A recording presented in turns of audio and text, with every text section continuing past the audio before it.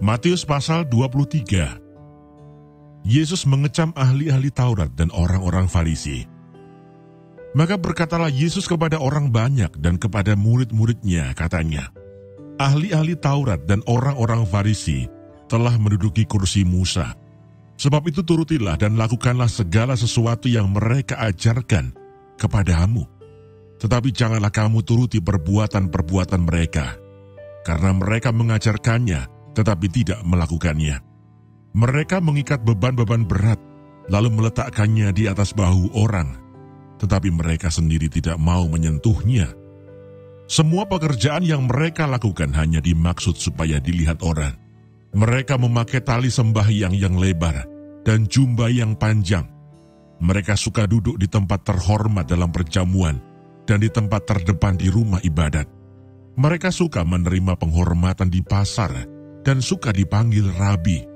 Tetapi kamu, janganlah kamu disebut rabi, karena hanya satu rabimu dan kamu semua adalah saudara. Dan janganlah kamu menyebut siapapun bapa di bumi ini, karena hanya satu bapamu, yaitu Dia yang di surga. Janganlah pula kamu disebut pemimpin, karena hanya satu pemimpinmu, yaitu Mesias. Barang siapa terbesar di antara kamu, hendaklah ia menjadi pelayanmu. Dan barang siapa meninggikan diri, ia akan direndahkan. Dan barang siapa merendahkan diri, ia akan ditinggikan.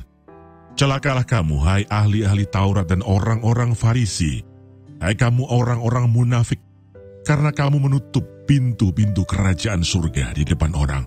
Sebab kamu sendiri tidak masuk, dan kamu merintangi mereka yang berusaha untuk masuk.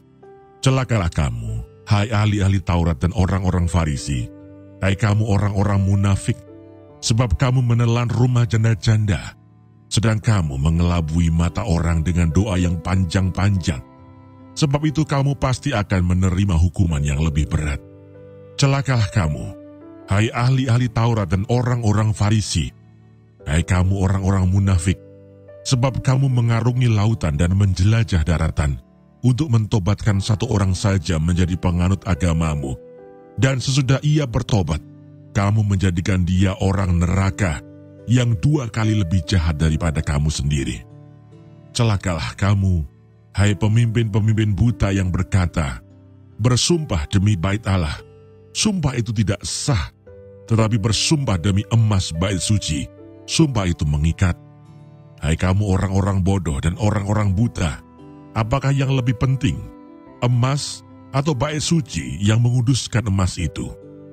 Bersumpah demi mezbah, sumpah itu tidak sah, tetapi bersumpah demi persembahan yang ada di atasnya, sumpah itu mengikat. Hai kamu orang-orang buta, apakah yang lebih penting, persembahan atau mezbah yang menguduskan persembahan itu?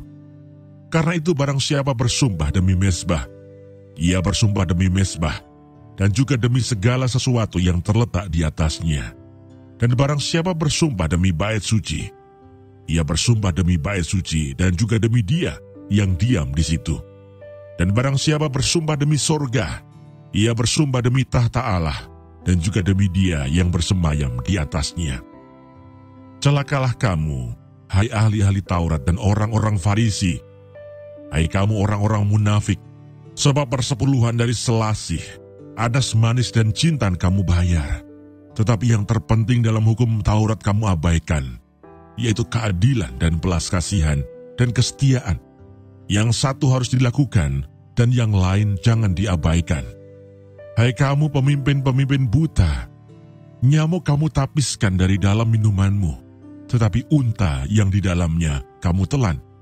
Celakalah kamu, hai ahli-ahli Taurat dan orang-orang Farisi, hai kamu orang-orang munafik, sebab cawan dan pinggan kamu bersihkan sebelah luarnya, tetapi sebelah dalamnya penuh rampasan dan kerakusan.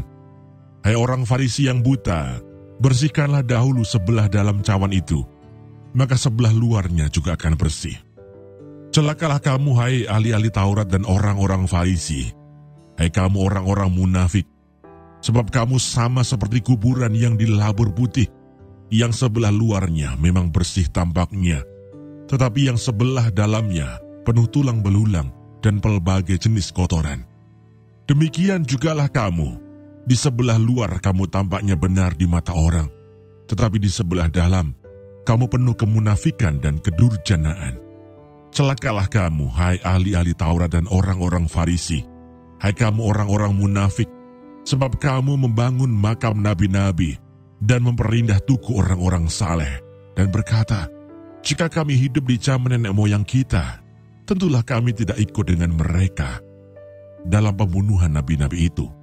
Tetapi dengan demikian kamu bersaksi terhadap diri kamu sendiri bahwa kamu adalah keturunan pembunuh nabi-nabi itu. Jadi, penuhilah juga takaran nenek moyangmu.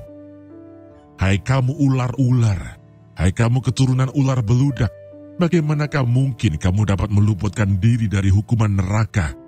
Sebab itu lihatlah, aku mengutus kepadamu nabi-nabi, orang-orang bijaksana dan ahli-ahli Taurat. Separuh di antara mereka akan kamu bunuh dan kamu salibkan.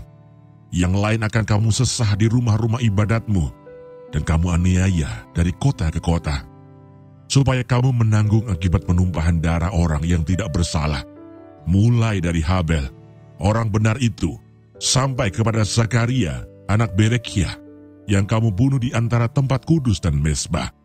Aku berkata kepadamu, sesungguhnya semuanya ini akan ditanggung angkatan ini. Keluhan terhadap Yerusalem. Yerusalem, Yerusalem, engkau yang membunuh nabi-nabi dan melempari dengan batu orang-orang yang diutus kepadamu. Berkali-kali aku rindu mengumpulkan anak-anakmu, sama seperti induk ayam mengumpulkan anak-anaknya di bawah sayapnya, tetapi kamu tidak mau.